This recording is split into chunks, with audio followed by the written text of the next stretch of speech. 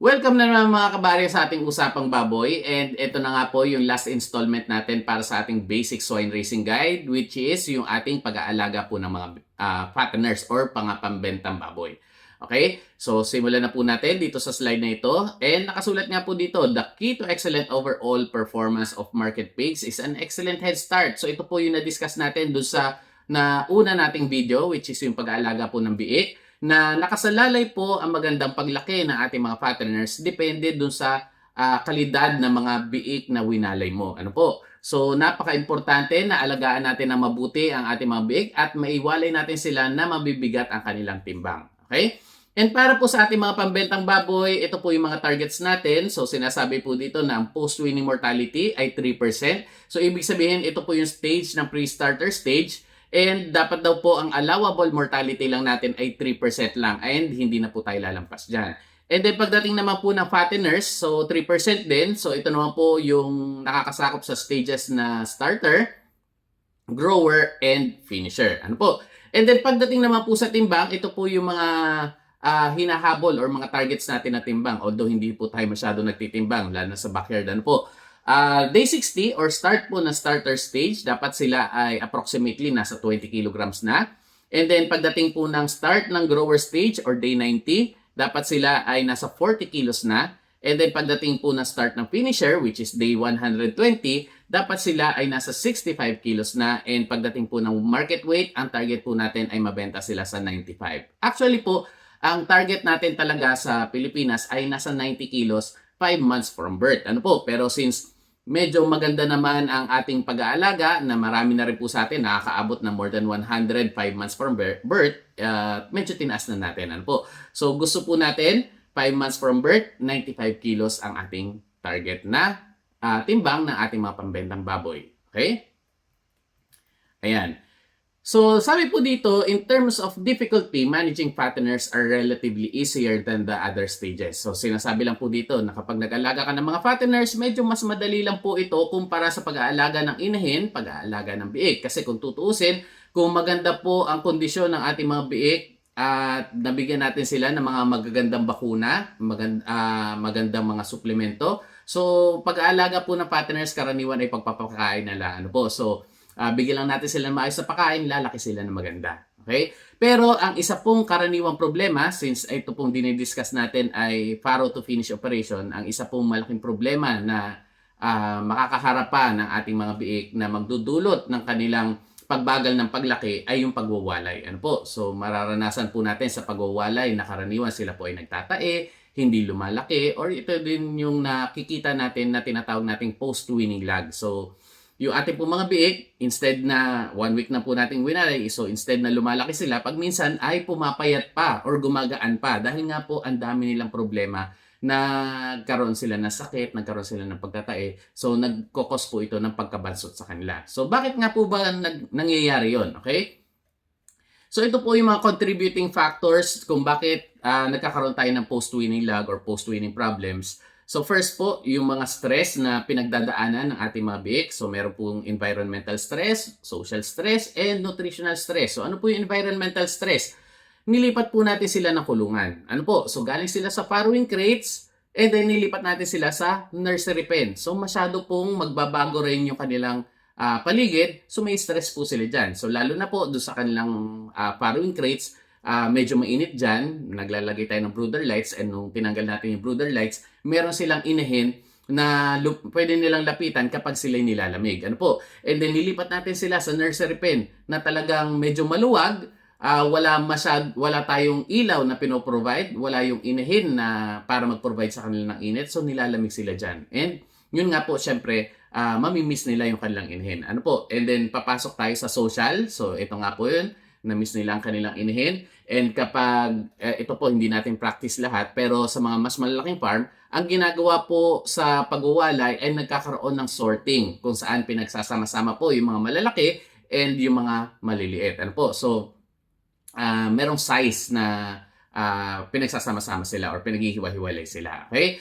So, syempre, ito po ay makakadulot din ng stress, lalo na kung hindi nila kapatid yung makakasama nila sa kanilang grupo. So, nagdudulot ito karaniwan ng pag-aaway. Ano po? And then, lastly, para sa stress po, yung nutritional stress. ang ating po mga biik ay sanay sa liquid or yung gatas. And then, syempre, pag winali po natin sila, hindi na sila makakainom ng gatas. Mapipilitan sila na kumain ng solid feeds. Ano po? So, from liquid to solid feeds, masyadong stressful din po ito sa kanila. And then, dito din po pumapasok yung digestive capacity ng ating mga biik. So, na-discuss din po natin ito last time doon sa ating pag-aalaga ng mga biik na ang ating pong mga biik sa kanilang murang edad, winali natin sila agad, hindi pa po ganun ka-develop yung kanilang panunaw. Ano po? So, magkakaroon sila ng imbalanced gut microflora. Dahil nga rin po sa stress na dulot ng pag-uwalay, ito po ay makakapagpataas ng pH sa tiyan. At kapag po mataas ang pH sa tiyan, medyo maapektuhan yung kanilang pag-digest ng pagkain. And karaniwan po nabubuhay pag mataas ang pH ng tiyan ay mga bad bacteria. Ano po? So, medyo pangit po yan sa kanila. So, ang gusto po natin sana, ang pH ng tiyan ay ma-maintain natin sa mga pH 4 para maganda pa rin yung kanilang digestion. And ang karaniwang nabubuhay sa kanilang tiyan ay mga good bacteria. Ano po? And then enzyme deficiency. So na-discuss din po natin ito na ang enzymes or panunaw ng ating mga biik sa pagdating ng mga panahon ng pagwawalay ay hindi pa rin po ganun ka-develop. Ano po?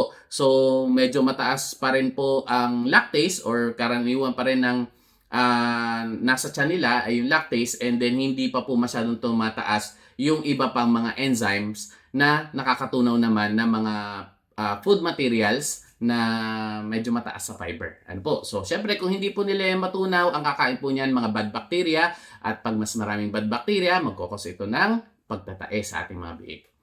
And then lastly po, pagdating naman po sa resistance, so na-discuss din po natin ito. Pagdating po ng 4 to 6 weeks, ang passive immunity or yung kanilang resistensya na galing sa colostrum ay pawala na. So ibig sabihin, wala na po silang panlaban sa sakit. And then yung active immunity na nakukuha po sa environment, yan po ay mababa pa sa panahon na yan at pataas pa lang. Ano po? So ito po ay magdudulot nga din ng mas madaling pagkakasakit sa kanila kung hindi po natin sila masusuportahan. Ano po? And then high challenge sa ating mga pinaglipatang mga biik, pinaglipatang mga kulungan, lalo na po kung hindi po natin yan na-disinfect ng maayos. Okay? So yan po yung mga contributing factors kung bakit nagkakaroon ng mga problema pag nagwawalay tayo ng mga biik. So ano naman po yung mga tips natin para maiwasan po ito? Ano po? So ito naman po siya.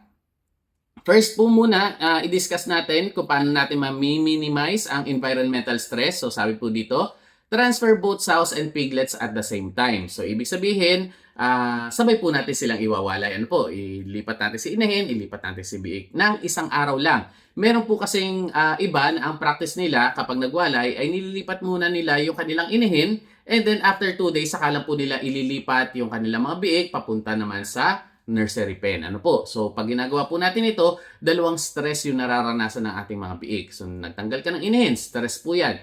And then nilipat mo sila ng ibang kulungan, stress na naman yan. Ano po? And then ayun nga, so sinasabi po natin lagi na kapag binibigyan mo ng stress ang ating mga biik, ito po ay magdudulot ng pagbagal ng kanilang paglaki. Ano po?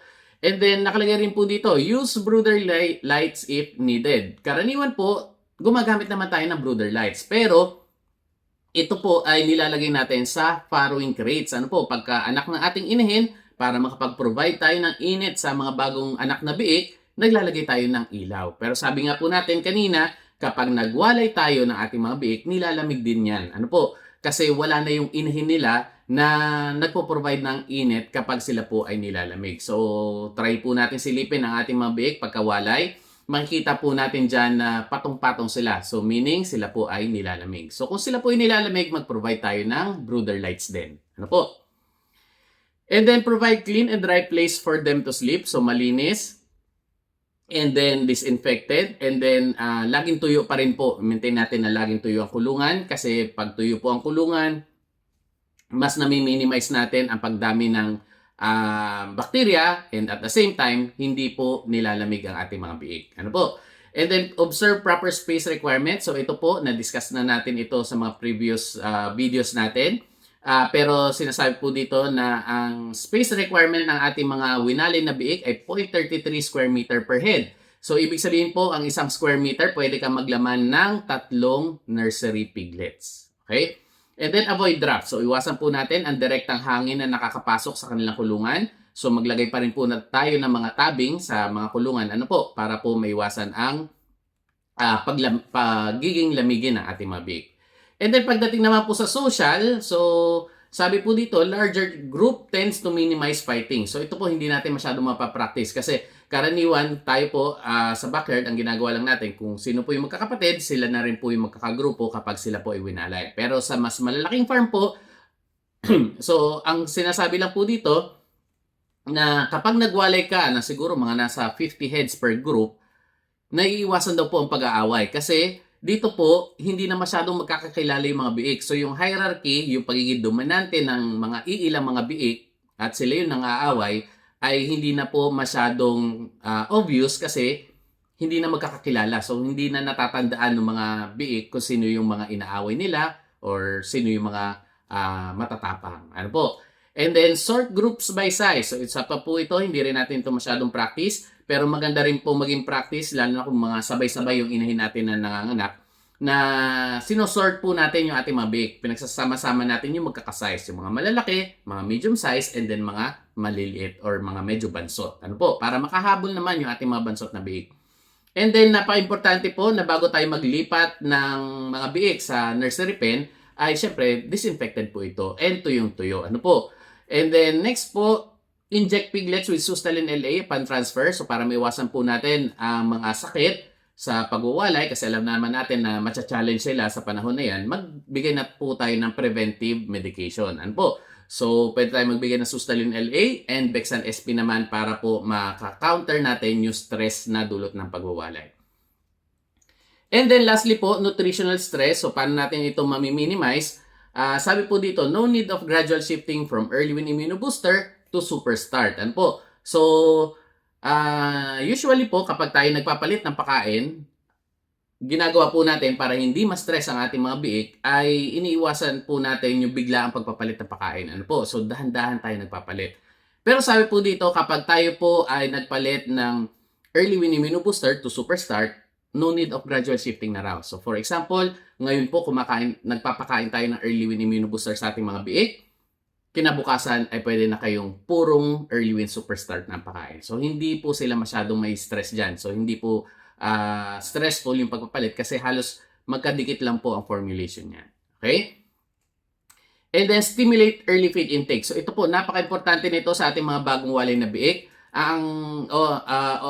Ang kanilang behavior, ang ating mga biik na bagong walay ay hindi talaga po kakain. Ano po? Kasi sabi nga natin kanina, sila po ay sanay sa gatas. So, kung sila po ay walay natin, hahanap-hanapin pa rin nila yung gatas. Ano po? So, kailangan po na talagang pag tayo ay magpapakain ng ating mga biik, talaga pong medyo ingayan natin. Ano po? Na alam nila na nagbibigay tayo ng pakain. Okay? So, try po natin kung ano yung gusto ng ating mga biik. Kung halimbawa gusto po nila ay hindi muna solid feeding, hindi purely solid, so pwede tayo maghalo ng gatas pa dun sa early win natin. Ano po? Or pwede po kung hindi man gatas, kahit tubig. Kasi sabi nga po natin kanina, mas gusto po ng ating mga biik yung medyo basa na pakain pa.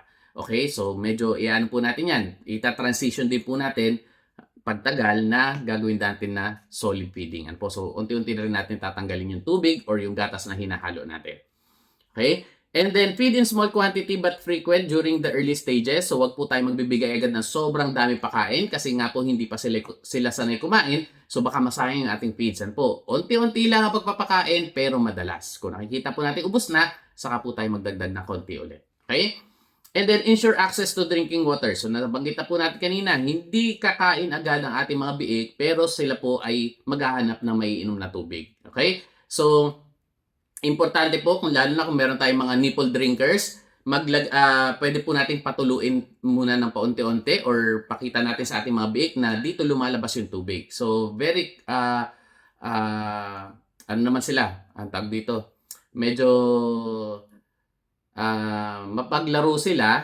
So, sila po talaga ay naturally parang inquisitive and malikot. So, hahanapin po nila yung tubig na yan. Ano po? So, malalaman din po nila agad na dyan sila makakainom ng tubig. So, yun po. So, dapat ituro natin sa kanila kung nasaan yung tubig para alam po nila na kapag sila po ay nauhaw, pupunta po sila doon sa drinker na yan. And kung wala po tayong drinker, maglagay po tayo ng mga lagayan ng tubig. Ano po? So napaka-importante na mag-provide tayo ng tubig. And then, pwede rin po tayong maghalo ng Digesta-8 4X 5 days before until 5 days after weaning. So 10 days po yan.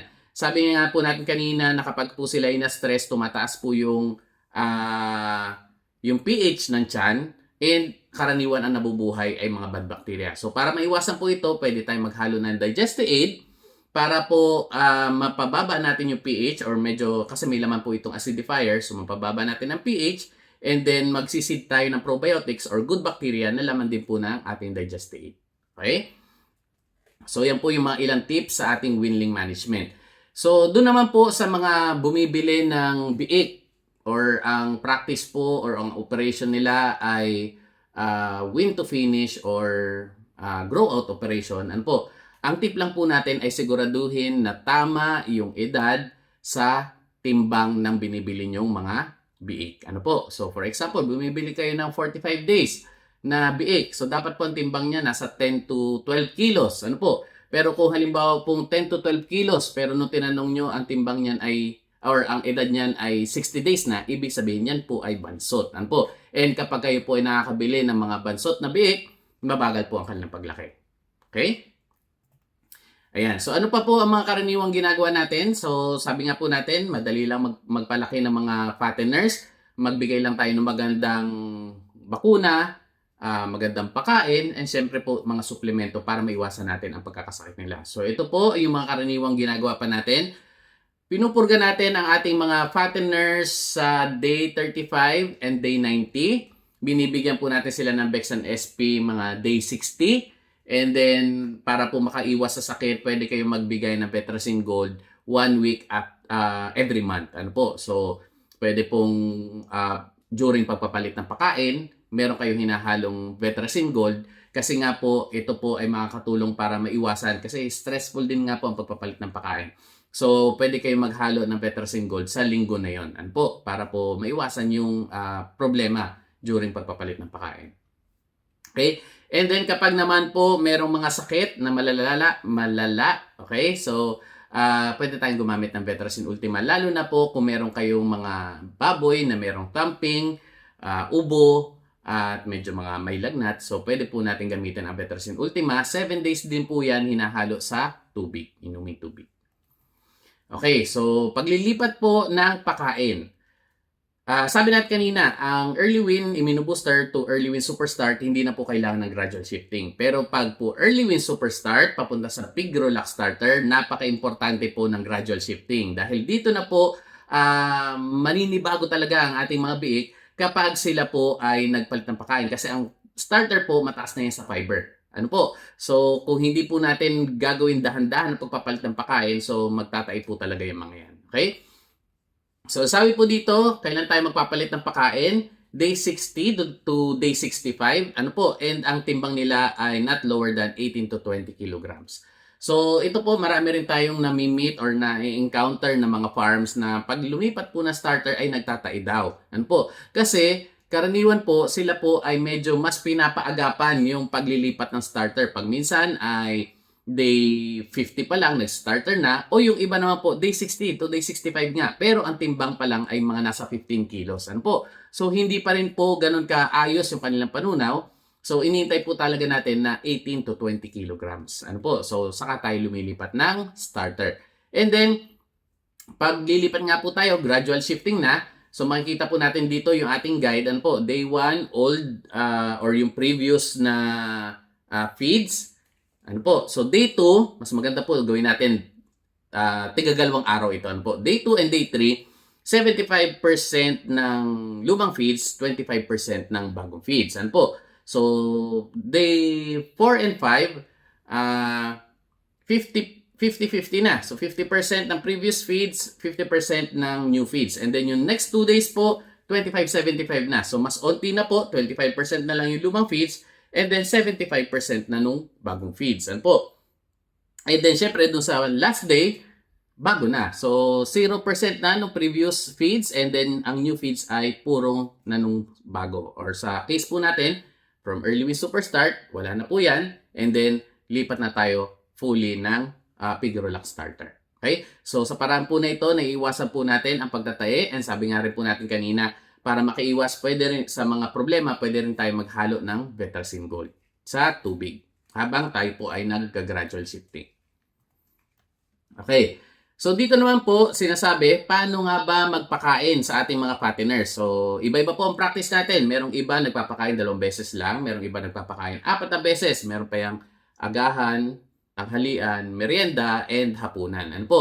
So, paano nga ba ang tamang pagpapakain? So, ang gusto lang po natin ay i-provide nyo yung tamang amount na kailangan nila kada araw. Ano po? So, depende po sa inyo kung control feeding yan or ad libitum feeding. Pero, ang pagkakaiba po kapag control feeding sa ad libitum feeding, ang ad libitum feeding po talaga mas mabilis lalaki ang inyong mga baboy. Ano po? So, mas maaga nyo marireach ang market weight sa mas maikling panahon. Kasi, kaya tuloy-tuloy ang kanilang pagkain. Pero sinasabi po dito ng mga baboy daw, kapag starter po sila, malaki pa yung kakayahan nila na i-convert yung kanilang pagkain papunta sa kanilang muscle. So, ibig sabihin, hindi sila masyadong tumataba. Pero kapag older pigs na, ibig sabihin grower, finisher, mga gilts, mga inahin, karamihan po ng pagkain nila, 47% po doon ay pumupunta na sa taba. Ano po? So, ibig sabihin, kapag sila po ay naka-ad libitum feeding at hindi ganun kaganda ang genetics na ating inaalagaan, ay may posibilidad na kakapal yung taba nila. Ano po? So, yan yung dahilan ko bakit medyo yung ibang baboy ay medyo makakapal po ang tabaan po. Kasi hindi ganun kaganda yung genetics. Pero yun nga, kung maganda po ang genetics natin, very lean yung breed, pwede po tayo mag-ad libitum all the way. So, from starter hanggang sa sila ay may benta. Ano po? So, kung hindi naman po ganun kaganda ang ating lahi, ina-advise po natin na starter pigs ad libitum, pagdating po ng grower-finisher stages, control feeding na. Ano po? Kung lagi nyo napapansin, bakit ang kapal ng taba ng aking baboy? So, pagdating po ng grower-finisher stages, control feeding na. Pero, dapat po ay eksakto pa rin yung dami or yung amount ng pagkain na ibinibigay nyo depende sa kanilang pangangailangan. Okay?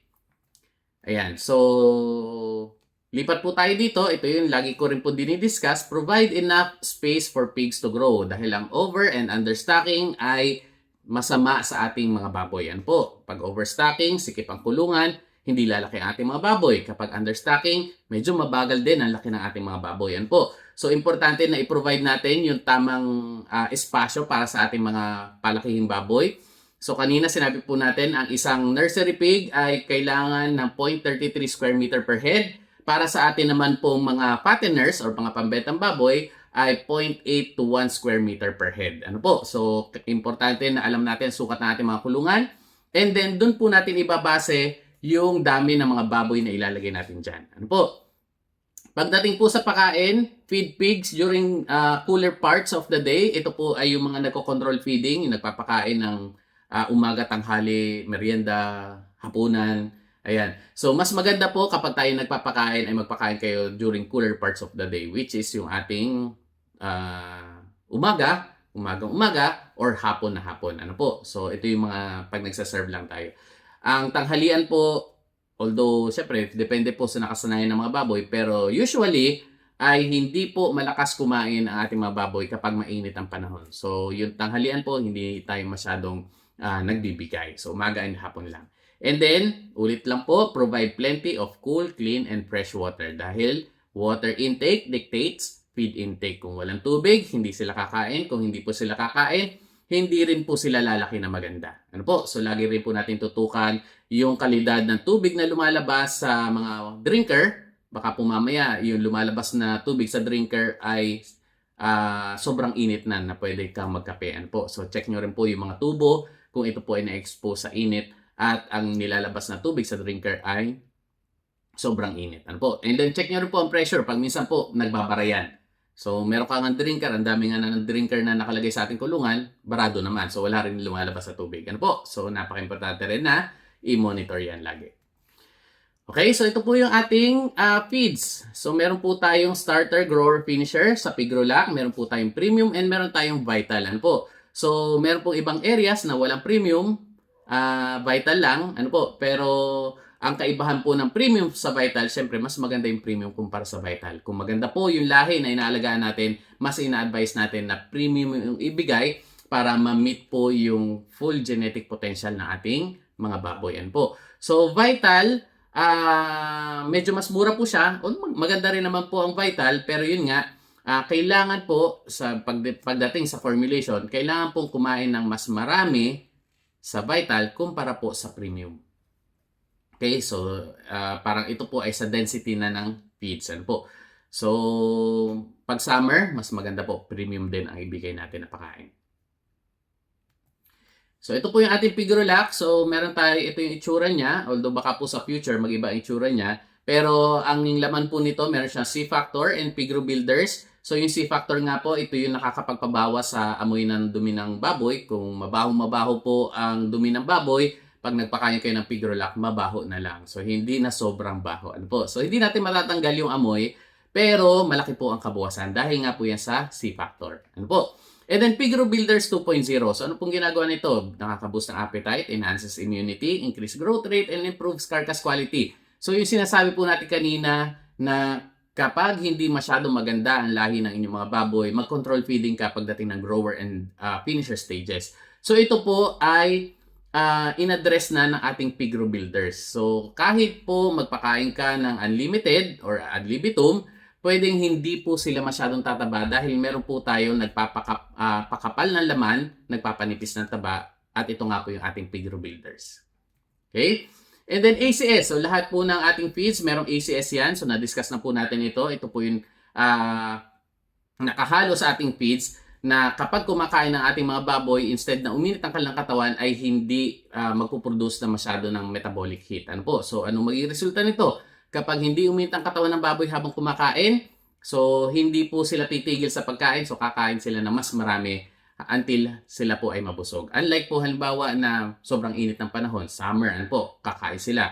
Ang pagkain po nila ay magpuproduce sila ng init sa kanilang katawan. So kapag na-reach nila yung certain init ng kanilang katawan, titigil na sila sa pagkain. So ano po mangyayari? Babagal ang kanilang paglaki. So in-address din po natin ito through advanced cooling system na kapag kumakain ng ating mga baboy ng Pigrolac na may ACS ay hindi po masyadong uminit yung kanilang katawan. So mas marami silang nutrisyon na makukuha, mas magiging mabilis ang kanilang paglaki. Okay? And then sabi rin po dito, mas matipid din siya. So mas maganda ang FCR. Ano po? Mas onting pakain, mas malaki ang dinadagdag na timbang. Ayan. So, dito naman po pinapakita dito yung ating Pigro Builders kapag daw po ang ating mga baboy ay kumakain dire-diretso ng Pigrolac Starter, Pigrolac Grower, and Pigrolac Finisher na may Pigro Builders. Kumpara po sa ibang feeds, sa starter pa lang lalamang na yung ating mga baboy na kumakain ng Pigrolac ng 1 kilo. Pag itinuloy po natin ito sa grower stage, magiging 2 kilos na ang lamang. And pag tinuloy po natin sa finisher stage, ay magiging 4 kilos na ang lamang. Ano po? So, ito naman po sa baba, ito yung kalidad ng karne ng ating Pigrolac. So, mas mandimpis ang taba, hindi po nagbabasa yung laman. Kumpara po sa ibang feeds. Okay, so why shift to Pigrolac? Bakit po tayo gagamit ng Pigrolacan po? So, aside po sa mga nasabi na natin kanina, ito pong Pigrolac ay meron pang iba't ibang mga special ingredients. So, katulad po ng feed mitigants. Ang feed mitigants po, ito ay dinagdag natin sa feeds para po maiwasan natin na merong mabuhay na mikrobyo dun sa feeds. Po? So, ayaw po kasi natin na yung feeds natin ang nagkakalat ng sakit. So, hindi po kaya mabuhay dyan ng ASF, PRRS, PED, at iba pang mga mikrobyo. So, assured po tayo na yung pag nagpakain tayo ng Pigrolac ay malinis talaga. Po? So, dahil yan sa feed mitigants. And immune enhancer, dahil naniniwala po ang kumpanya or tayo na mas ang mga baboy natin ay hindi magkasakit, mas mabilis silang lalaki. So, importante rin po sa feeds na nakakatulong, aside sa nagpapabilis itong lumaki, nakakatulong din na hindi magkasakit ang ating mga baboy. So, para dire-diretso pa rin po ang kanilang paglaki. Okay? And then ACS. So, yun nga po, lahat ng feeds natin may ACS na nakakatulong lalo na dito sa ating bansa na medyo mainit. Ano po?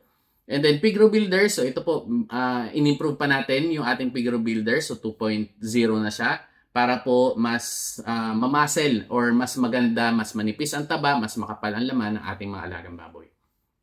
Okay? And then export quality po siya. hindi lang po siya, ang kalidad po niya hindi pang Pilipinas lang, so pwede na po natin siyang export sa ibang bansa. Ano po? And then economical. So economical, hindi po natin sinasabi na mura ang Pigrolac. Actually, medyo may presyo po siya. Pero economical po siya, sulit siyang gamitin. Ano po?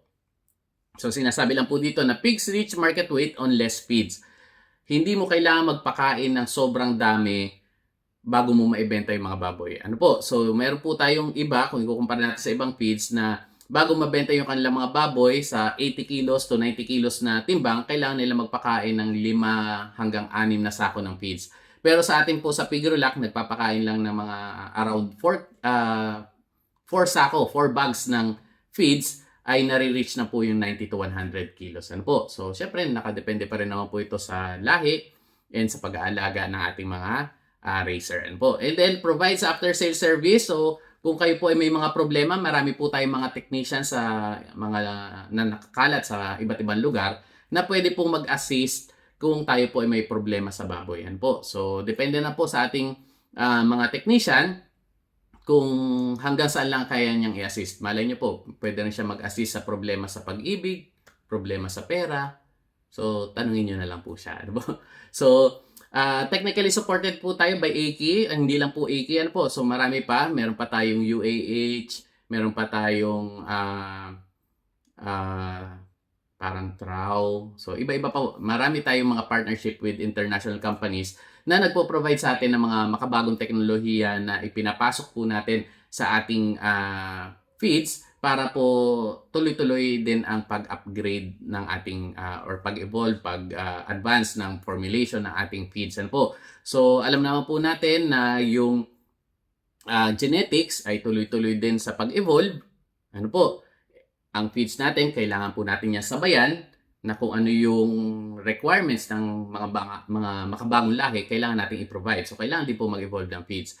So, ganun din po sa atin, sa ating mag-aalaga. So, sa mga diniscuss po natin mga seminars, hopefully po, ito po ay makatulong para ma-evolve din yung ating pag-aalaga. Ano po, ma-provide din natin do sa mga makabagong lahi yung mga dapat na kinakailangan nila para po ma-reach nila yung full genetic potential and makuha din po natin yung ating inaasahan na tubo sa pag-aalaga ng baboy.